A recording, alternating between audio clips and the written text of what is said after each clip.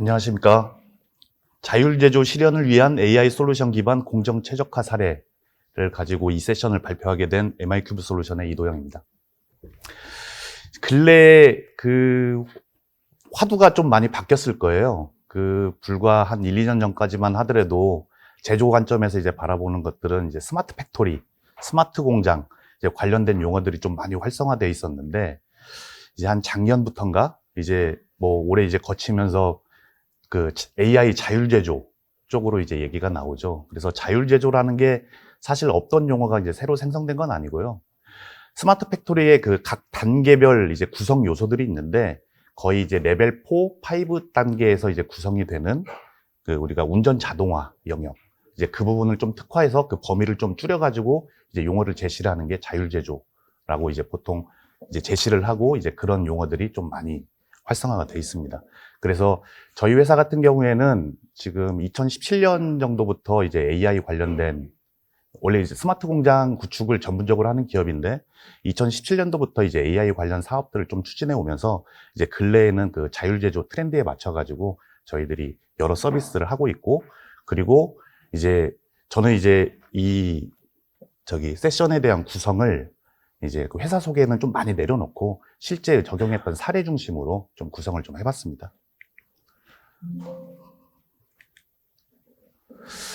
그래서 크게 두 가지로 좀 나뉘고요. 그래서 그 제조 쪽에서 이제 바라보는 인공지능 사례들, 그래서 어떤 것들이 좀 많이 활성화가 되어 있는지 간략하게 좀 소개 좀 드리고, 이제 저희들이 이제 우리 회사가 그 AI 관련된 이제 사업들을 진행했던 바운더리가 대략 한 50여 가지 이제 과업들이 있었는데, 그 중에 이제 그 공정 최적화를 좀 적용했던 4가지 이제 업종들, 증착 공정, 사출 공정, 인쇄 공정, 배합 공정 해가지고 그 대표 사례들을 좀 모아봤고요. 그래서 여러 고수분들이 많이 계시겠지만 AI라는 게 사실 없다가 갑자기 딱 튀어나온 건 아닙니다. 그래서 1950년 경부터 이제 컴퓨터로 구현한 이제 지능들, 그걸 활용해서 이제 인간의 인지 능력, 합숙 능력, 추론 능력 등 이제 인간에 대한 지능을 구현하는 이제 그 기술 분야를 AI라고 이제 칭하고, 그래서 과거부터 이렇게 쭉 진행을 해왔던 거고요. 그리고 이제 근래 2000년이 넘어서 컴퓨팅 기술들이 이제 발전했기 때문에 그 전에 이제 손으로 계산했던 것들을 이제 컴퓨터 자원들을 활용해서 이런 결과들을 도출하게 되니까 이제 근래 좀 폭발적으로 좀 시장이 활성화가 된 것입니다. 그래서 제조 쪽에서는 이제 여러 가지 그런 방법론들이 있지만 저희들이 이제 주로 쓰는 것들은 이제 지도학습, 비지도학습, 강화학습 이렇게 총 한 3가지 분야로 좀 나뉘게 되고요. 그리고 이제 지도학습 같은 경우에는 데이터셋의 구성을 보면 조건과 결과, 그래서 그 결과가 레이블링된 그런 데이터셋이 이루어져야지 이런 것들을 좀 활성화할 수 있고, 그래서 이런 것들이 이제 활용화 되려면은 그 조건 대비 그 결과를 알 수 있으니까 이걸 가지고 일종의 식을 만들면 그 가상의 데이터를 집어넣어서 그 미래 데이터에 대한 예측이라든지 아니면 그 데이터를 분류해내는 이런 그런 결과들을 좀 얻을 수가 있고요. 그리고 이제 비지도 학습 같은 경우에는 레이블링된 데이터가 없고 조건에 있는 데이터들만을 가지고 이거를 군집 분석을 통해서 이상을 좀 예측을 한다든지 아니면 연관관계를 좀 분석한다든지 이제 그런 분야에 좀 적용을 할 수가 있습니다. 그리고 이제 강화학습 같은 경우에는 우리가 시뮬레이션의 일종으로 좀 활용을 하게 되는데요. 그래서 보상 시스템으로 이제 학습을 좀 이제 지원을 해서 의사결정을 위한 그 최적의 액션을 선택할 수 있도록 이제 그런 분야에서 좀 진행을 하고 있습니다. 그래서 스마트 제조 쪽에서 이제 활용되는 것들은 이제 왼쪽에 보이는 표는 이제 많이 보셨을 거니까 이거는 좀 생략하고요. 그래서 제조업에서 보통 어느 분야들이 좀 많이 활성화가 돼 있냐. 그래서 근래에는 LLM이라든지 GenAI라든지 이제 좀 그쪽에 날리지 베이스에서 좀 많이 활성화가 되고 있지만 전통적으로 놓고 보면 근래에도 이제 1위부터 10위까지 좀 이제 랭크가 되어 있는데 좀 그래도 이제 많이 활성화되어 있는 게 예지 보전이나 이상 탐지 영역이 아무래도 좀 제조 쪽에서는 AI 분야를 좀 이제 많이 포션을 차지하고 있고요. 그리고 두 번째는 이제 품질 예측이나 아니면 검사 진흥화 쪽이 좀 많이 포션을 차지하고 있습니다. 그리고 세 번째가 이제 공정 최적화 영역이고요. 그래서 저희 이제 스마트 제조 쪽에서 이제 활용되는 3가지 분야들만 좀 카테고리징을 해서 그 부분을 간략하게 좀 설명드리도록 하겠습니다. 첫째는 예지보전 영역이고요. 그래서 예지보전 쪽은 크게 이제 뭐 예방보전, 사후보전, 그다음에 스페어파트에 대한 수명 예측 이렇게 세 가지 분야로 좀 나뉘게 되는데 예방보전과 사후보전은 사실 같은 영역입니다. 그래서 고장이 난 이후에 그 설비에서 올라왔던 그 징후 데이터를 분석하는 게 이제 사후보전 영역이라고 보시면 될 것 같고 그래서 이걸 기반으로 이제 N시간 뒤에 대한 그 트렌드를 봤을 때 그 이상점이 발생했던 것들을 예측해내서 이거를 예지보전을 좀 할 수 있는 거고요. 그리고 스페어 파트 관리 같은 경우에도 설비 부품에 대한 그 교체 주기라든지 이제 그런 것들을 좀 예측을 해서 설비에 대한 수명을 좀 예상을 해서 이제 미연에 이제 그 대비를 하고 그거에 따른 이제 설비 효율을 이제 향상시키는 이제 그런 쪽이 좀 활성화가 되어 있습니다. 그리고 검사 지능화 영역입니다. 그래서 검사 지능화가 크게 두 종류로 나뉘게 되는데요. 아까 이제 조건과 결과를 가지고 품질을 예측하는 것도 이제 검사 지능화의 영역이기도 하지만 그 조건 데이터와 그 결과 데이터를 같이 이제 묶는데 그 추적된 데이터를 확보하는 데 좀 어려움이 있어서 보통 이제 이미지 데이터를 활용해 가지고 이제 검사를 자동화시킨다든지 아니면 수치형 데이터를 가지고 좀 이제 자동화되는 그런 검사 결과를 바라보는 그런 영역들도 있고요. 그리고 가상 계측의 영역이 있습니다. 그래서 조건과 결과를 이제 매칭을 시켰을 때 그 결과 데이터를 이제 일종의 식을 만들어서 결과 데이터를 예상해 볼 수 있는 그런 가상 계측의 영역이 있는데 그 가상 계측의 영역도 일정 부분 품질 예측의 한 분야라고 이제 그렇게 좀 칭할 수 있겠습니다. 그리고 세 번째는 이제 공정지능화 영역인데요. 그래서 스케줄링 영역은 이제 스케줄링 영역이 되게 광범위해요. 그래서 공장 바깥의 상황에 대한 뭐 원재료비에 대한 뭐 그런 동향성이라든지 그 다음에 그 수요에 대한 그런 예측이라든지 이제 그런 쪽에 AI를 접목시키기에는 좀 너무 광범위하고요. 그래서 자율제조 쪽에서는 이제 공장 내부에 있는 그 설비의 디스패칭 영역이나 작업 지시 레벨에서 좀 스케줄링 쪽으로 좀 접근을 하고 있고 그리고 이제 공정 레시피 및 제어 부분에서는 아까 말씀드렸던 이제 품질 예측 분야를 좀 더 활성화시켜서 그 품질이 예측이 되게 되면 그걸 반대로 그 설비에 대한 운전 레시피라든지 아니면 배합 공정에 대한 그런 뭐 배합 레시피를 도출한다든지 이제 그런 식으로 뭔가를 산출할 수 있기 때문에 그걸 통해서 자동화된 그런 설비와 연결을 해가지고 직접적인 제어까지 연결되는 그런 모습을 그릴 수가 있습니다. 그러면 그 공정지능화 쪽에서 그럼 최적화는 어떻게 진행하느냐? 이제 각 AI 기업들마다 그런 방법론들이 있어요. 근데 이제 저희 같은 경우에는 최적화 기법을 도입해서 이제 그런 공정지능화를 좀 꾀하고 있는데요. 예를 들어서 이제 저희가 배합 공정을 좀 예로 들면 그 제일 상단에 있는 그래프를 보면 그 만약에 화학 공정에 뭔가를 배합을 만든다고 했을 때 이제 X축에 있는 게 투입 순서고요. 이제 Y축에 있는 게 투입량인데 그래서 투입 원재료의 그 양에 따라서 어떤 물성 결과들이 나올 건지에 대한 그런 데이터를 학습시키면 일종의 그 조건에 따른 품질 결과를 예측할 수 있는 그 모델이 나오게 됩니다. 그래서 그 모델을 기반으로 그 중간에 있는 그래프처럼 투입 양들을 좀 조정을 해봐요. 그러면 그 AI 모델 기반으로 해서 그 물성 예측값들이 품질 결과에 대한 예측값들이 나오게 되고 심지어는 이제 투입 순서도 조절을 해보는 거죠. 그래서 그거에 대한 그 모델에 따른 결과 예측값들이 나오게 되면 이런 것들을 계속 이제 최적화 기법을 통해 가지고 사이클을 돌립니다. 그래서 예를 들어서 우리가 그 품질에 대한 그 예측값이 50을 타겟으로 놓고 봤을 때 각각에 있는 이제 그런 예측 결과들이 이런 조건이었을 때는 56이 나오고 뭐 두 번째는 48이 나오고 그리고 마지막에 뭐 37이 나오고 그래서 무수히 많은 그런 계획들을 이제 그 실험 결과들을 나오게 되면 그 중간에 이제 타겟 값에 가장 가까운 그런 조건 값을 취하는 이제 그런 과정들을 거쳐서 저희들이 이제 최적화 기법이라고 얘기를 하고 있고 이제 그런 공정 최적화 쪽에서는 우리 회사에서는 좀 이런 방법론으로 접근을 하고 있습니다. 그래서 뭐 여러 사례들이 있는데요. 이건 좀 다음에 좀 설명드리기로 하고요. 그리고 그 여러 뭐 이제 사업, 이제 뭐 정부 사업들을 이제 진행하시다 보면 캠프라는 얘기를 많이 들어보셨을 거예요.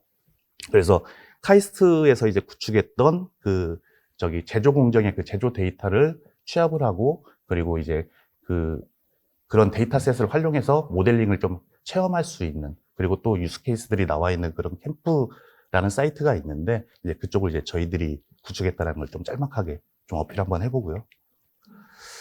그리고 이제 그 공정 최적화 적용 사례를 아까 말씀드렸던 이제 4가지 관점에서 이제 좀 예시를 들어가지고 좀 설명을 드리겠습니다.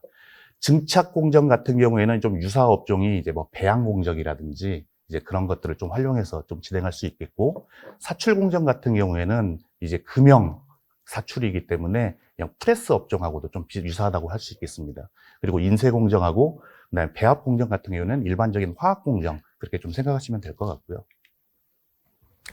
네, 첫째는 이제 그 증착 공정입니다. 이 가운데 이제 누에고치처럼 생겨 있는 저 사진을 보실 수가 있는데, 저게 이제 그 광섬유, 광통신에 들어가는 그 광섬유를 증착시키는 모체입니다. 그래서 이 회사 같은 경우에는 저 증착 공정을 통해서 저런 그 광섬유 모체를 더 크게, 짧은 시간 내에 크게 생산을 해야지 이게 그 생산성과 직결된 지표이고요. 그래서 이 생산성을 향상시켜서 원가를 절감하게 되면 이제 가격 경쟁력을 확보하게 되니까 이제 이런 목표를 가지고 이제 프로젝트를 쭉 진행을 했는데, 단순히 그냥 저걸 크게 만드는 게 아니라 원가까지 감안을 해야 되기 때문에 저걸 일단 공정을 잠깐 설명드리면, 중간에 그 누에고치 왼쪽에 있는 그림처럼 이게 계속 불꽃을 쏘여요. 그래서 그 저 불꽃을 쏘일 때 들어가는 뭐 유량이라든지 이제 그런 것들이 원가에 직결되기 때문에, 그래서 최저 원가의 최대 생산량을 꾀하기 위해서 이런 그 공정 최적 조건값들을 이제 도출을 한번 해본 것입니다.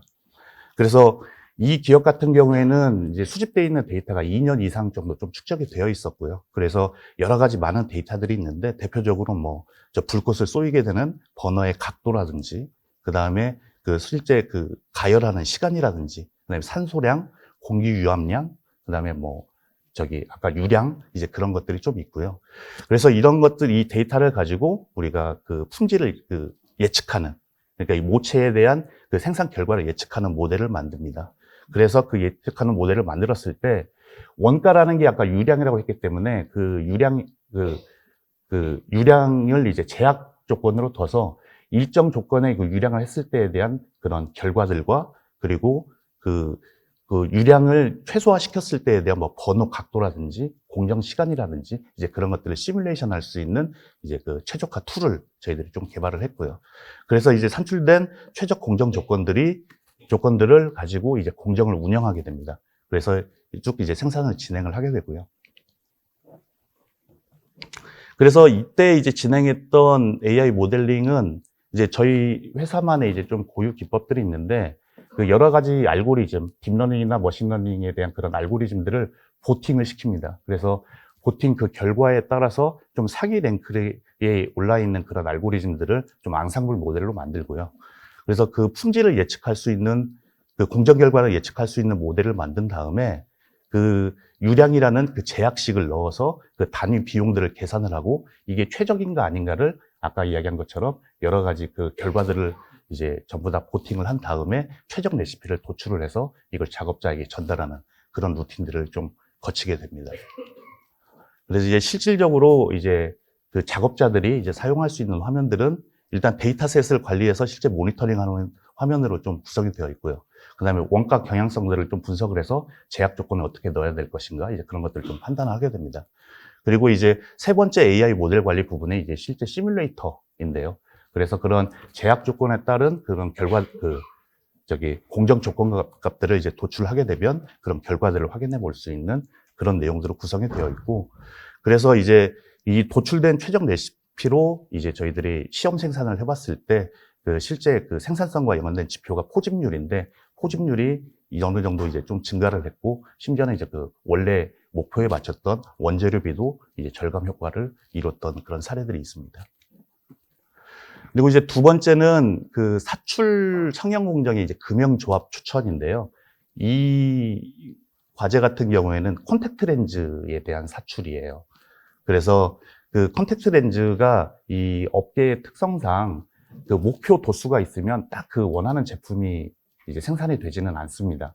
그래서 예를 들어서 시장에서 잘 팔리는, 그리고 생산 계획에 따라서 우리가 목표 도수가 있으면 그 목표 도수에 맞는 이제 그런 제품들이 나와야 되는데, 그런 것들을 금형 조합 조건에 따라서 이제 그런 것들을 좀 원하는 그런 제품들이 나올 수 있도록 이제 그런 조건들을 금융 조건들을 좀 찾아주는 거고요. 그래서 이제 과제는 크게 이제 두 가지로 나오게 됩니다. 아까 이제 설명드렸다시피 뭔가 이제 그 최적 조건을 도출하기 위해서는 가장 그 품질 예측을 정말 잘하는 모델을 만들어야 되고, 그리고 이제 두 번째는 그 생산 지시도수를 이제 만족하는 그 최적 공정 조건을 도출하는 그런 과제로 좀 두 가지로 나눠서 좀 진행을 했고요. 방법론은 이제 크게 뭐 다르진 않습니다. 그래서 이 프로젝트 같은 경우에는 이제 아까처럼 이제 KNN이나 XGBoost를 통한 이제 그런 앙상블 모델을 만든 건 아니고요. 이때는 이제 좀 학습 시간에 대한 좀 제약이 있었기 때문에 단일 모델로 좀 진행하면서 부스팅 계열의 알고리즘을 좀 적용을 했고, 그리고 그 최적화 기법을 도입해서 우리가 최적 조건을 도출하는 것들은 아까와 마찬가지로 좀 PSO 기법을 도입해서 저희들이 좀 결과를 좀 냈습니다. 그래서 일단은 그 단일 알고리즘을 좀 썼기 때문에 우리가 그 데이터를 좀 확인하는데 좀 많은 시간들을 좀 소요를 했고요. 그래서 이제 관련된 그런 시뮬레이터나 이제 그런 것들이 제작이 돼서, 그래서 아까 그 목표 도수를 맞추는 걸 파워 적중률이라고 하는데 그 파워 적중률을 향상시키는 이제 그런 결과를 좀 얻게 됐습니다. 그리고 세 번째는 그 인쇄 공정입니다. 그래서 그냥 그 표면 뭐 종이에 인쇄하는 게 아니라 이거 같은 경우는 이제 병뚜껑을 좀 제조하는 기업이었는데, 제 오른쪽에 있는 그림처럼 저런 박리 현상이 일어나게 되면 이제 그 고객사로부터 좀 상당한 비용의 클레임 비용이 좀 발생하게 되는데, 그러면 이것들을 어떻게 좀 차단을 해서 좀 내보낼 거냐.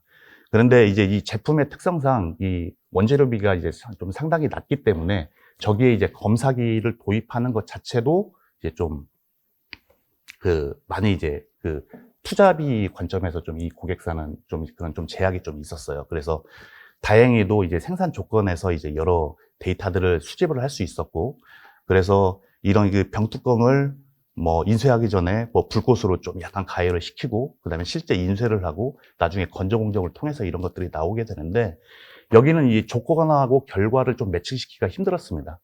병뚜껑 같은 경우 이 개별 하나하나마다 이 롯들을 부여할 수가 없어가지고 단위 시간별로 이게 분량 수량을 이제 Y 값으로 두고, 그 다음에 이 각 조건들을 가지고 이제 저희 매칭을 시켜서 저희들이 이제 그런 품질 수량들, 그 분량 수량들을 최소화시키는 이제 그런 이제 모델들을 만들었고, 그걸 활용해서 이제 최적화 기법을 도입해서 이제 최적 공정 조건을 도출을 했고, 그래서 일부 이제 저희 생산 설비 같은 경우에는 실제 그 직접 제어까지 좀 이루어지도록 저희들이 구성을 좀 진행을 했습니다. 그래서 이 분량을 예측하는 이제 모델 같은 경우에는 이제 설비로부터 이제 얻을 수 있는 데이터들이 뭐 공기량이라든지 아니면 유량이라든지 라인 스피드라든지 그 다음에 공기 압력들 여러 가지 그런 데이터들이 있고요. 그리고 이제 저희들이 이제 제어할 수 없는 이제 그런 환경 변수들을 넣어서 그 분량을 예측하는 그런 모델들을 만들고, 그 분량을 최소화시키는 그런 최적 조건들을 도출해서 일부는 이제 직접 제어를 하고, 이제 나머지 그런 변수들은 저희들이 이제 좀 제시를 해서 그 환경에 맞춰서 좀 생산할 수 있도록 그렇게 좀 진행을 좀 했었고요. 그리고 이제 마지막으로 이제 설명드릴 게 그 화학 제품 내지는 고무 제품, 그래서 그쪽에 최적 배합비를 도출해서 품질을 예측하는 과제를 좀 진행했던 경험이 있습니다.